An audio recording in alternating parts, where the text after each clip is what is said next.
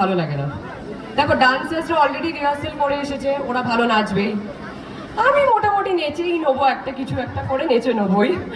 এবার বাকি রইল তোমাদের পালা।